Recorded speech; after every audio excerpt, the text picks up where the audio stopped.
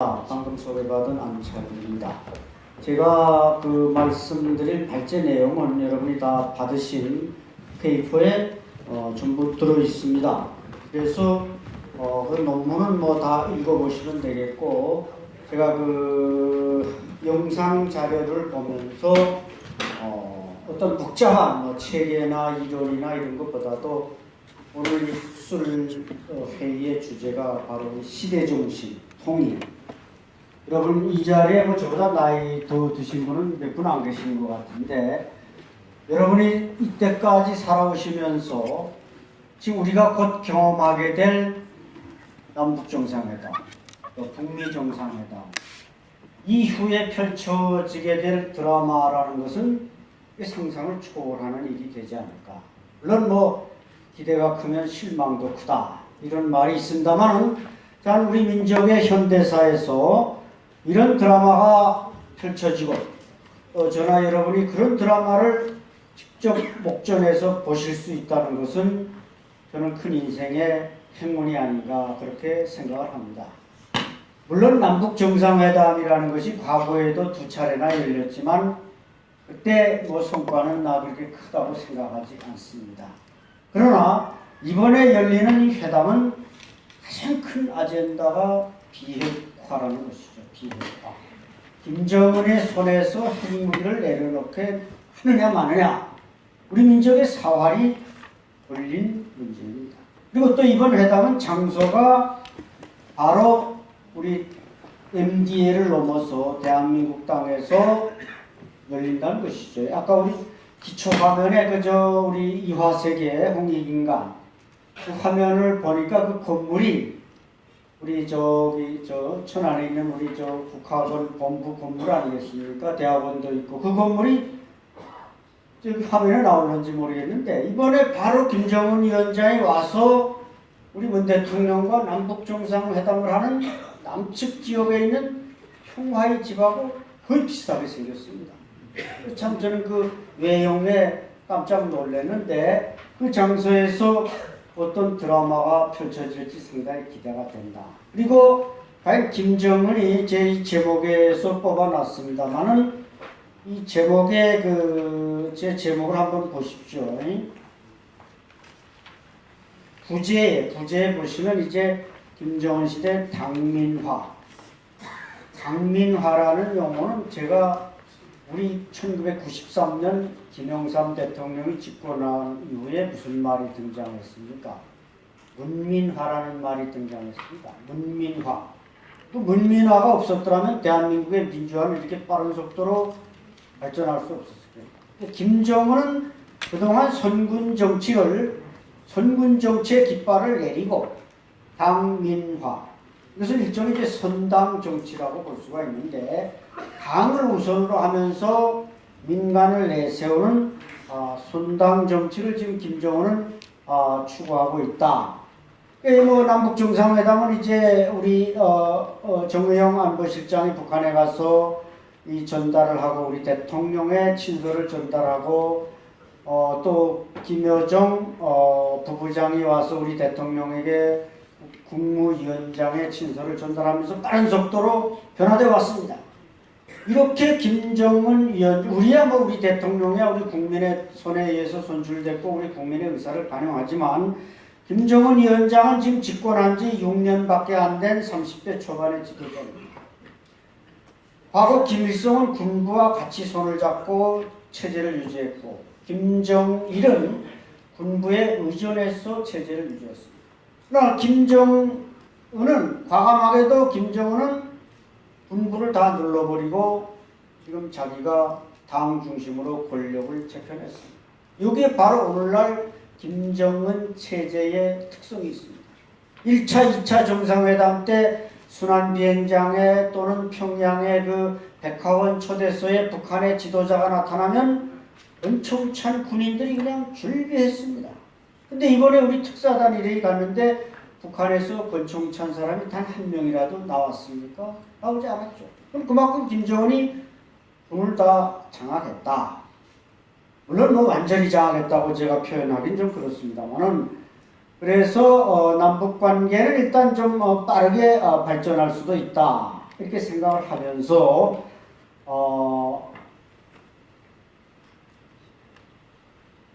자, 이제 김정은 위원장이 판문점에 나올 때 지나와야 될 도로는 이 도로 하나뿐입니다. 개성 시내에서 김정은 위원장이 평양에서 기차를 타든 열차를 타든 개성 시내에 와서 내려서 승용차를 타고 판문점까지 들어오는데 걸리는 시간은 30분도 안 됩니다. 바로 이 길을 따라올 것입니다. 그런데 이 길은 지난번 그 오총성 하사가, 북한군인 오총성 하사가 이렇게 입구차를 몰고 용감하게 귀순해왔던 그 길입니다. 그런 생사를 다투는, 그야말로 죽느냐 사느냐 하는 그 생사의 갈림길에 섰던 이 병사가 왔던 이 길을 따라서 김정은 위원장이 아마 의기양양하게 벤스 리무진을 타고 나오겠습니다만은, 참 그 사람은 또 이게 또 그 사람이라고 그랬다가 어제 중앙일보 보셨는지 모르겠는데, 제가 그 방송에 나가서 그냥 김여정이 보고 저 여자라 그랬다가 이게 한 달 정지 먹었단 말이죠. 그 사람이 이게 차를 타고 나오는데, 이 친구가 넘어온 뒤에 여기 72시간 다리가 있습니다. 72시간 다리. 이 72시간 다리는 왜 72시간 다리라고 그러는지 여러분 아십니까? 76년 판문점 독기 사건이 일어나가지고 여기에서 그때 그 전까지 바로 갈림길에서 이쪽으로 다리가 있어서 북한군이 일로 드나들었는데, 그 판문점 이제 미루나무 사건이 나면서 그 도로를 우리가 막아버리니까 북한이 이걸 건너와야 되는데, 여기에 다리를 놔야 되는데, 2군단, 북한의 이 판문점에는 2군단이 있습니다. 우리는 1군단이 있죠. 여기에 2군단 이 공병이 동원돼서 이걸 72시간 만에 이 다리를 건설했습니다.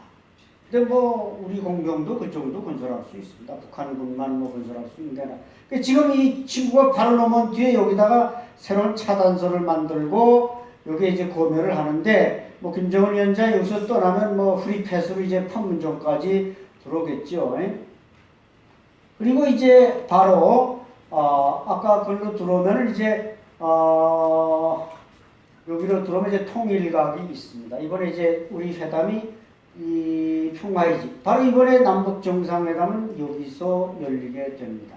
그리고 통일각에서 이제 지금 번갈아 가면서 남북 대화를 하고 있지 않습니까? 근데 김정은 위원장은 아마 여기에서 내려와서 여기까지 와서 여기가 MDL, 이 MDL이라는 건 뭐 잘 아시겠지만 밀리터리 디마케이션 라인, 군사 분계선입니다. 여기 이제 가운데 지나갔는데, 여기 와서 아마 차를 타고 와서 여기서 걸어오려면은 이게 자갈밭을 좀 지나야 되는데, 김정은 위원장 이게 130km가 나가는데 혹시 자갈밭을 걸어오다가 또 나 자빠지거나 그러면 망친다니까 어떤 모습으로 이걸 통과해 오느냐. 전 세계의 이 스포트라이트가 여기로 비칠 겁니다. 김정은 위원장이 걸어올지. 그래서 저는 그 청와대에다가 이런 아이디어를 냈습니다.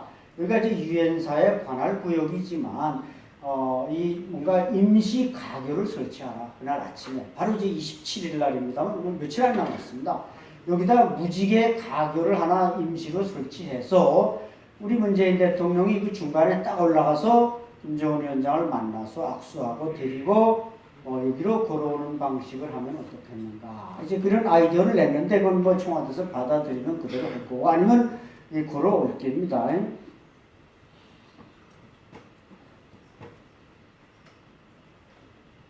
그래서 자, 바로 이 김정은 위원장이 건너와야 할 이 콘크리트 벽, 높이 한 7cm, 높이 한 15cm 되는 이 콘크리트 벽이, 이게 말하자면은 38선입니다. MDL입니다.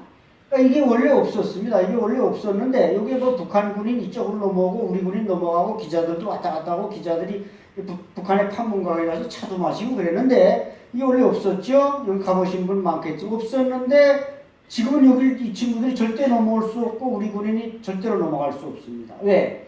이게 이제 76년 8.18 독기 사건이 나면서 그렇게 왔다 갔다 하면 자꾸 싸움질하니까 이거 막자. 그래서 막았는데, 이건 뭐 3살 난 애도 넘어갈 만큼 가벼운 것이니까 장애물은 안 됩니다. 그리고 이렇게다 우리 쪽엔 이렇게 보기 좋게 자갈을 깔았단 말이죠.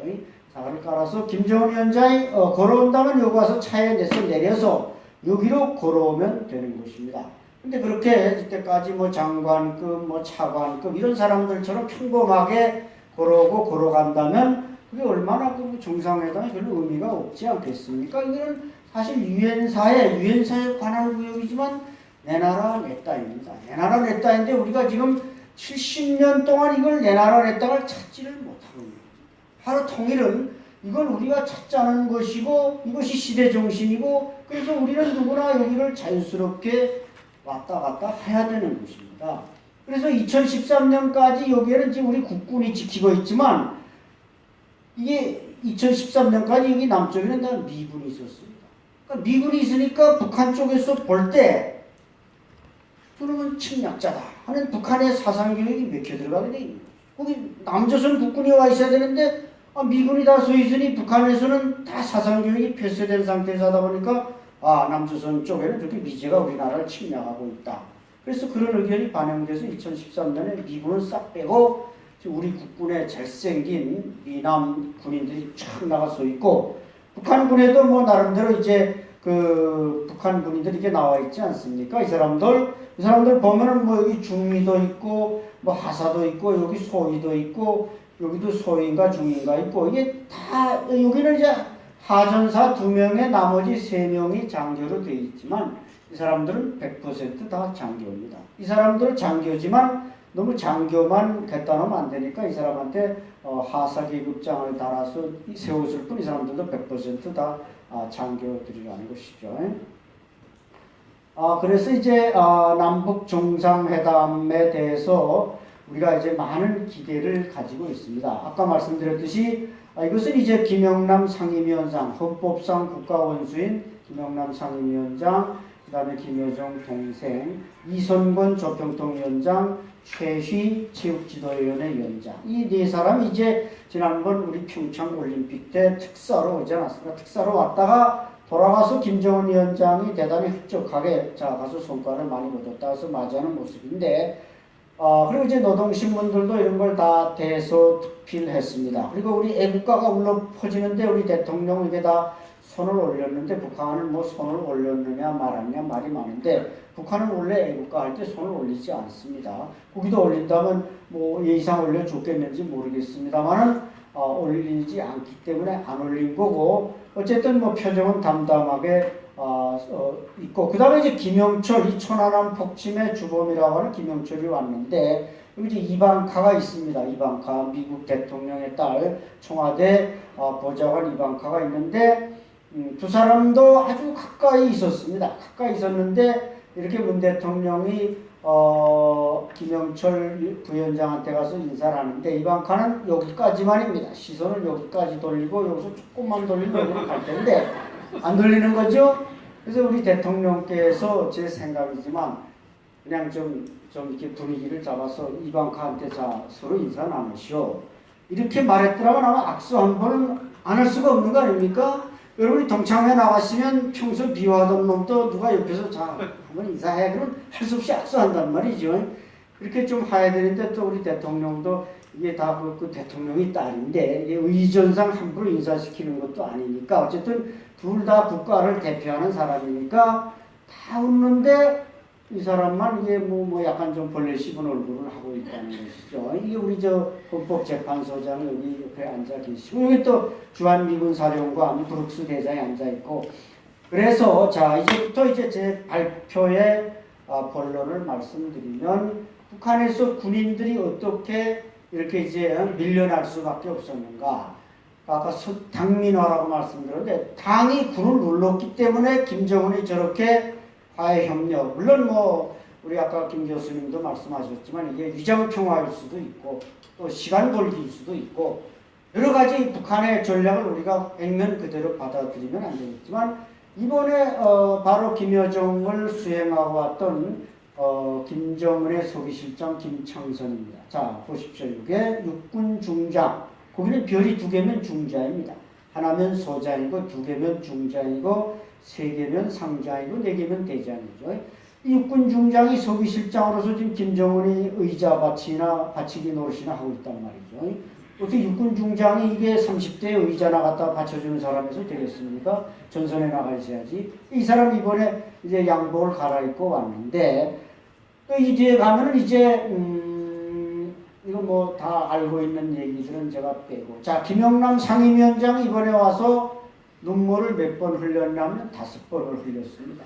왜 흘렸겠습니까, 저 사람? 여러분이 아마 해석하는 게 다 각각이시겠지만, 저는 가장 포인트를 맞추는 게 이 사람이 자꾸 눈물을 여러 번 흘린 것은 대한민국의 그 발전상에 나온 감동을 먹었다고 봅니다. 왜? 자기네가 김일성 주석, 이 사람은 김일성 주석 때부터 노동당 정치국원입니다. 김일성 때도 노동당 정치국원, 김정일 때도 노동당 정치국원, 현재도 노동당 정치국 상무위원입니다만은 자기네가 70년 동안 건설하고자 했던 그 위대한 선진 국가가 지상낙원이 대한민국에 펼쳐져 있는 거예요. 그걸 보니까 야, 우리는 뭐 했느냐. 남조선이 이렇게 발전할 때까지. 이런 해안의 눈물이고 또 나이가 이 사람이 지금 91세입니다. 야, 나 이거 이 나라에서 이런 발전된 나라를 건설하고 거기서 좀 대접받다 죽어야 되겠는데 맨날 못 살 것 같고 이래저래 눈물이 나올 수밖에 없지 않았겠는가. 이렇게 저는 분석을 했습니다.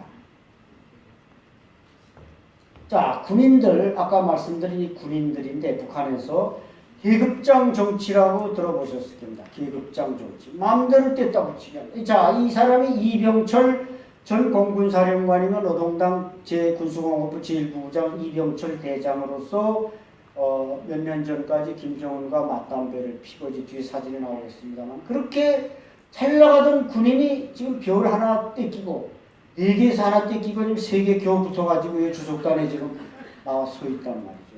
자, 과거 김정일이 군인들의 계급장을 뗐다 붙였다 할 수 있었나요? 없었습니다. 못 뗐다 붙였다 합니다. 눈치 봐야 됩니다. 근데 이 사람 김정은이하고 맞담배 피던 사람인데 별 하나 과감하게 잡아떼고 여기다 갖다 세웠다는 건 뭔가 로켓 그 실험을 하다가 실패했거나 실수를 했기 때문에 강등이 된 겁니다. 뭐 아시는 건 자 그래서 이제 그 요것도 여러분이 이제 이 페이퍼 안에 다 들어있는데 이런 자료는 제가 뭐 자랑하는 게 아니라 대한민국 어느 학자도 이렇게 이제 인민무력상 북한의 국방장관입니다. 몇 년도 누가 했고 이걸 분석한 사람 우리나라에 한 명도 없습니다. 이걸 무력상하고 이제 총정치국장도 나오고 그럴 텐데 자 교 국방장관이 지금 북한의 인민무력상이 13명에 불과합니다. 우리나라 국방장관 아마 23명도 넘지 않을까요? 그렇죠? 많습니다. 우리나라 국방. 많이 바뀌었는데 북한은 안 바뀌었다는 얘기죠. 자 보십시오. 최영건, 김광혁, 김창봉, 최현, 오진호, 최광 여기까지가 빨치산 출신들이었습니다. 그게 이제 김일철, 김영춘, 김정각, 김격식, 사군단장, 연평도 복역의 주인공, 장정남, 현영철, 현재 박용식 대장인데 절반 정도가 빨치산이고 절반이 아닌 사람이 그 빨치산의 2세들로 지금 무력상을 하고 있다. 그런데 우리는 국방장관이면 다 작전 지휘 이것을 이제 풍부한 경험을 가진 사람으로 임명을 합니다. 근데 북한의 최근의 현상들을 보면은 이렇게 김정각 차수 지금 청정지국장으로서 군설 1위가 됐습니다만 청정지국 조직부국장 또 이 사람도 청정지국 조직부국장 이렇게 정치 군인들을 갖다가 무력상에 앉히는 것은 그 사람들이 쿠데타 할 수 있는 사전 그 예방 차원에서 작전 지휘관 출신보다 정치군인들을 갖다 앉힌다는 것이죠. 자, 여기 이제 총정치국장. 이 군서열 1위입니다. 1위가 총정치국장, 2위가 총참모장, 3위가 인민무력상인데 원래는 이제 역순이었습니다. 근데 북한이 바꿔놨고 보시면 이제 박헌영, 뭐 남로당의 고두 박헌영, 소련파 김재욱, 김태근, 소련파 최종화까지 총정치국장을 시키다가 역시 빨치산은 서철, 한익수, 허봉학, 오진호까지 빨치산이 했고 그 다음에 이제 이영무, 조명로, 황병서에 이어서 지금 황병서가 숙청된 다음에 지금 김정각이 그 총정치국장 자리에 와 있습니다. 자, 바로 이 사람이 이제 지난해까지 총정치국장을 지냈던 그 황병서인데 지금은 노동당 조직지도부 부부장으로 옛날 자리로 숙청돼서 돌아가고 아까 그 김종각이 와 있다는 것이죠. 이게 또 흥병소의 모습이 보입니다. 여기 맨 앞자리 김정은이 우측에 이 최용의 자리에 서 있던 사람이 여기 뒷줄에 가서야 되는데 이것은 대단히 수모적이고 창피한 일이지만 북한에서는 뭐 장성택처럼 총살시키자는 걸 감사하게 생각해야 되기 때문에 그런 권력이라는 게 그래서 이제 밸런스를 유지할 수밖에 없습니다. 자, 여기 보시면 아까 이병철 그 대장이 이렇게 김정은하고 맞담배를 피우는 겁니다. 자, 여기서도 맞담배를 피우죠. 여기 로켓 전략군 사령관 김낙경 대장, 뭐 노동당 의원 서현, 그 다음에 장창하 노동당 구수공업부 부장 이런 사람들이 맞담배를 피우는데 여러분이 맞담배를 피우는 의미에 대해서 그냥 맞담배 피우겠거니 이렇게 생각하시지만 저기에는 중요한 의미가 있습니다. 북한에는 이제 김정은 위원장과 같은 최고 존엄에게 공급되는 담배는 좀 질과 이 모양새가 다릅니다. 담배값이 요만하면 이 안에 이제 10대가 딱 들어있죠. 보통 이런 사람들이 피는 담배는 고급 담배지만 20대가 들어있고. 그러니까 이 사람들이 피는 담배는 뭐 김정은 위원장이 자 우리 같이 핍시다 해서 피우는 게 아니라 여러분 수고했습니다 하면서 자기 주머니에서 담배를 꺼내는 겁니다. 바로 10대짜리를 꺼내가지고 자 한 대 주고 또 한 대 주고 한 대 주니까 이 사람들로서야 자기네가 뭐 피우는 이 사람만이 피우는 담배를 한 대씩 주면서 같이 연기를 내뿜으니까 뭐 대단히 이제 기분이 좋고 그만큼 어떻게 보면 내가 저 사람하고 동급이 됐다 이런 뭔가 기분도 느낄 수 있고 그게 이제 맞담배의 본질이라는 거죠. 자, 이게 북한 군정 및 대연합부대 현황이 있는데 이것도 역시 제 페이퍼에만 들어있는 논문의 자료이 다른 데는 절대 없습니다. 해군사령관 김명식 상장. 그러니까 북한군은 5군 체계로 되어 있습니다. 5군 체계. 우리 대한민국은 3군 체제 아닙니까? 근데 북한은 5군 체제입니다. 그러니까 북한은 육해 공군 외에 전략군, 특수작전군 이 5개 군으로 되어 있습니다. 중국인민해방군은 4군, 전략군까지 중국인민해방군 만들었어요. 네, 북한은 5군 체제로 되어 있다는 거예요. 그래서 이 육해공군은 사실상 북한에서는 거의 전투력을 상실했습니다. 달리 핵무기 만드는 게 아닙니다. 육해공군은 이미 70년대 이후에 북한군과 남한군이 싸우면 북한군이 절대 이길 수 없습니다. 그러나 비대칭 전력인 특수작전군, 특수부대, 핵무기, 로켓 이것이 있기 때문에 북한이 우리를 지금 넘보고 있지 그렇지 않으면 70년대 이후 북한군은 우리한테 이길 수가 없죠. 국력이 우리가 앞서는데 군사력이 약하다? 논리적으로 맞지 않는 거죠. 북한군에 이런 교육기관이 있습니다. 뭐 김일성 군사종합대학, 김종일도 나왔다는 군사종합대학이 있고 이을솔 허위군관학교, 뭐 김정일 인민보안대학. 이것은 이제 일종의 이제 사회 경찰들을 키워내는 대학입니다. 어림춘추 군의대학, 최춘국 탱크군관학교. 자, 최춘국은 인민군 12사단장으로서 6.25 때 낙동강 전선을 돌파하려다가 전사한 사람인데 빨치산입니다. 다 빨치산입니다. 여기 빨치산 아는 사람 없죠. 그럼 당연히 그런데 이 유경수라는 사람이 배고 탱크 여단 여단장으로 서울에 제일 먼저 들어오지 않았습니까? 그러면 이 배고 탱크 여단장을 이 이름에 붙여줘야 되는데 이 사람은 밀어내고 이 사람을 밀어넣었다는 것이죠. 이 사람은 56년도에 그 사냥을 나갔다가 사냥총 사고로 자기 총에 맞아 죽었단 말이죠. 그렇기 때문에 이 사람은 사고를 친 사람으로서 이게 넣어주지 않고 말하자면 이 최충국을 넣어줬고 오중업, 뭐 오진우, 김성국 다 빨치산 출신이기 때문에 여러분이 아마 상당히 낯이 익은 그러니까 북한의 장교들을 키워내는 학교에는 몽땅 저렇게 빨치산 출신의 이름을 붙여준 겁니다. 그러니까 북한은 개인만 김일성, 김정일만 개인 숭배하는 게 아니라 저런 사람에게 자존심이 상한 것이죠. 왜 우리는 군복 속에서 30년 이상을 늙었는데 이런 사람이 상위 서열에 올라오고 정통 군인도 아닌 사람이 이렇게 똑같은 별을 달고 높은 서열에 앉아야 됩니다. 이게 지금 바로 김정은 정권의 이제 딜레마다.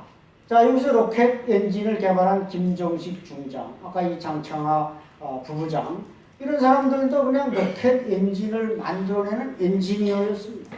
엔지니어인 사람들이 갑자기 중장을 달았죠. 이것은 무엇을 의미합니까? 이 사람들이 이제 성과를 거두면 김정은이가 여러분은 무엇을 원합니까? 이렇게 물어봅니다.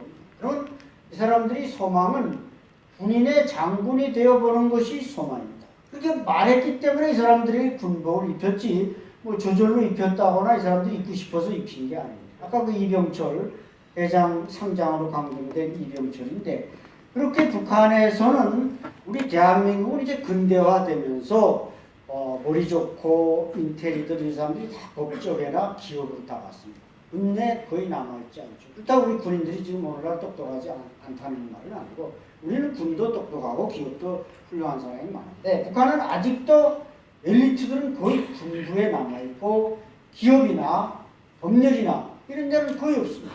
일단 북한은 발전하려 발전할 수 없습니다.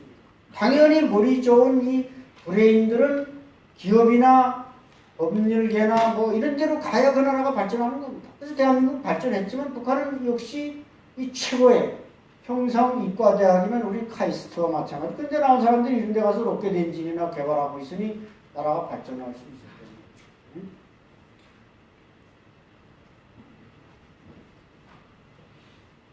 자, 이제 뭐 시간이 거의 됐기 때문에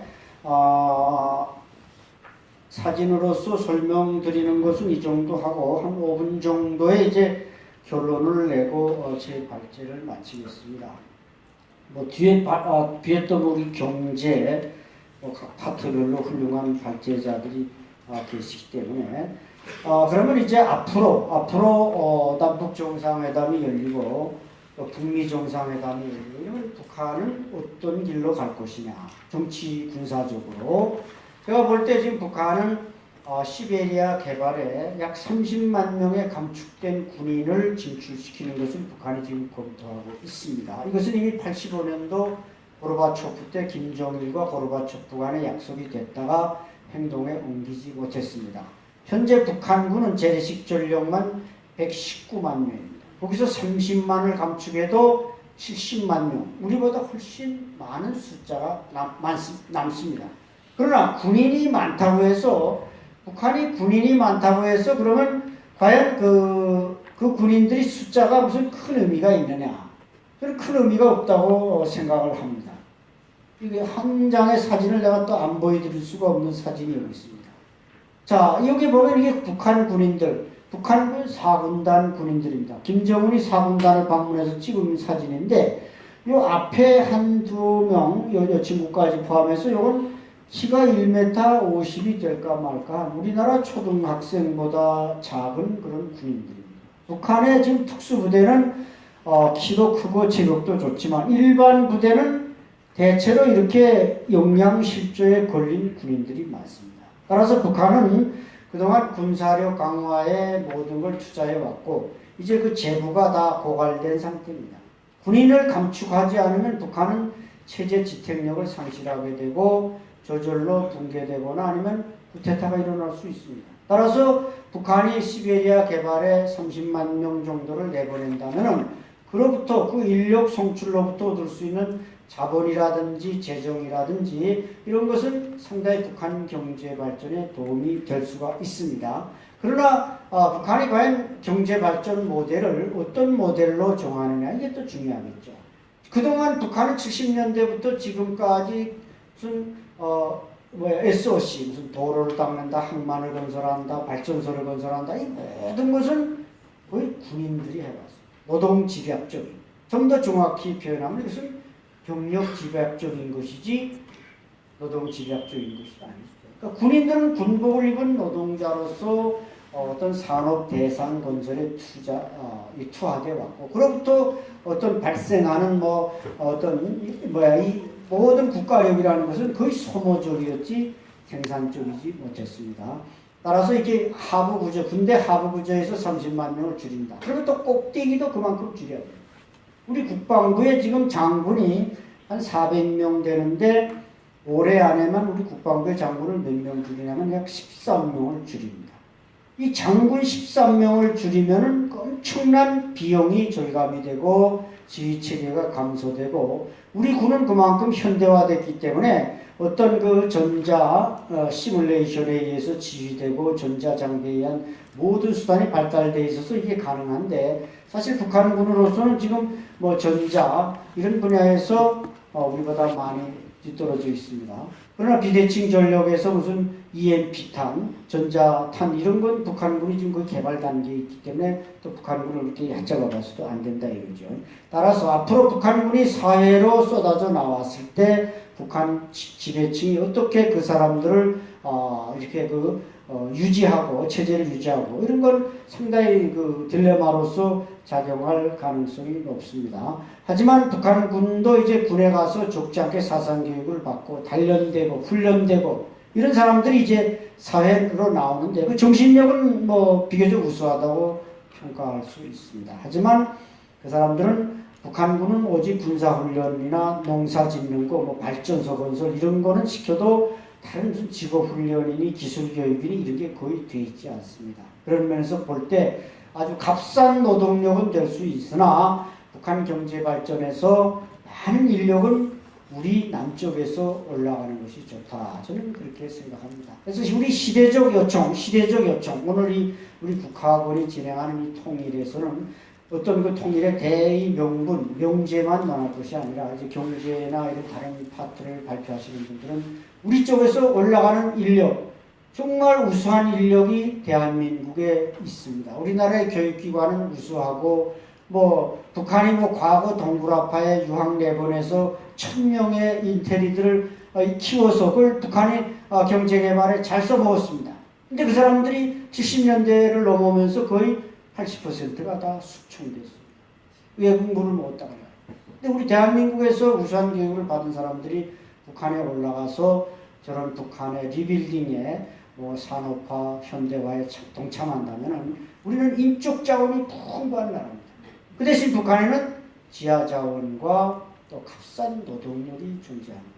그 모델이 개성공단이었습니다. 개성공단에 대해서 말이 많지만 북한의 그 5만 명에 가까운 근로자들은 개성공단을 신이 내린 직장으로 생각했어요.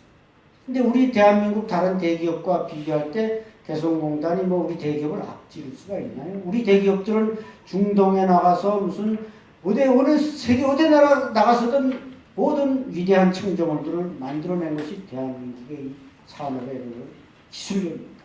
그렇기 때문에 개성공단 그 북한 근로자 고용해 보니까 그 실제로 쭉 이렇게 앙케이트를 진행해 보면 $2밖에 못 받았습니다. 그 사람이.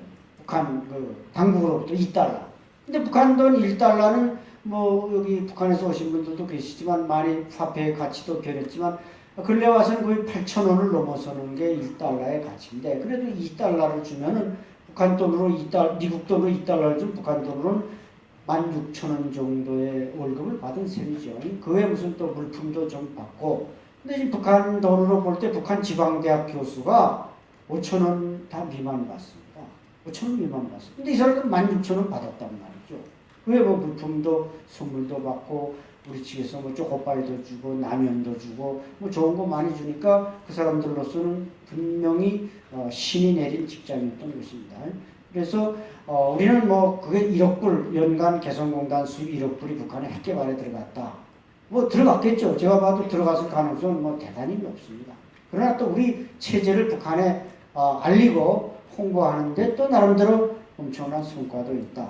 그래서 만약에 만에 하나 또 그것을 재개한다면은 어떻게든 그때는 물론 뭐 평화 체제가 수립되고 이게 유엔 제재를 벗어나는 어떤 법적 탈출이 있은 이후에 가능한 얘기겠습니다만 이제는 그냥 그 사람들에게 현금으로 주지 말고 쌀로 주는 문제. 지금 우리나라에 쌀이 남아도는 1년간 쌀이 남아도는 그 비용을 보관하는데 엄청난 돈이 들어가는데 그 돈으로 쌀을 구입하면 우리 군인들 60만 명 우리 육해공군이 8년을 먹을 수 있는 돈입니다.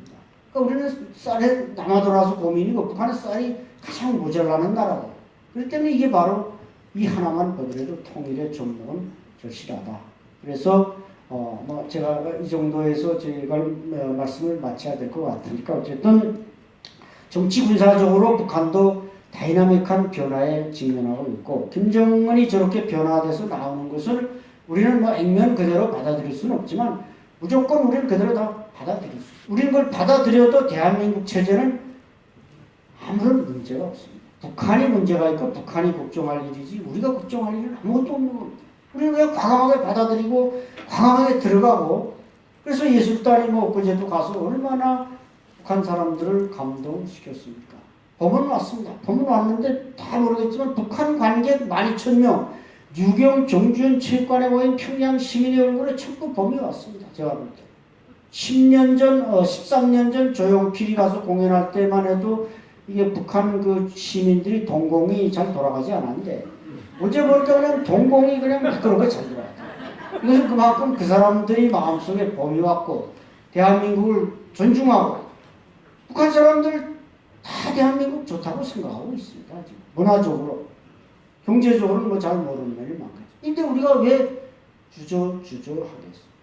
우리 국학원이 이런 우리 탈북민들 우리 박 감사님 와 계시지만 우리 탈북민들이 벌써 수백 명 이상이 국학원에 가서 많은 그 정신세계, 이화세계, 홍익인간 교육을 받고 다 감동을 받았습니다. 그런 분들이 앞으로 북한에 돌아가서 자기 고향에 돌아가서 이 국학의 정신 아무래도 통일이라는 건 이게 내셔널리즘, 민족주의적 문제이지 뭐 국제관계가 다 외교적으로 얽혀있지만 우리 정신세계를 통일하면 그게 저는 가장 쉬운 통일이라고 생각합니다.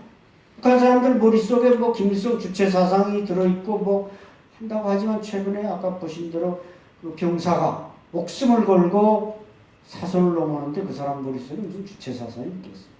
자유를 향하는 인간의 욕구는 누구도 막을 수 없고 우리 민족의 통일은 반드시 이 시대에 이루어야 될 역사적 과제입니다. 따라서 여러분들이 오늘 이 학술 세미나를 통해서 시대적 요청이 무엇인가 또 통일이 안 되면 우리 민족에 과연 미래가 있는가 우리가 분단된 국가로 무슨 홍익인간을 말할 수 있습니까? 에너지를 합칠 때 홍익인간 이화세계의 이 꿈같은 이 모든 역사가 눈앞에 펼쳐질 수 있을 것입니다. 경청해 주셔서 감사합니다.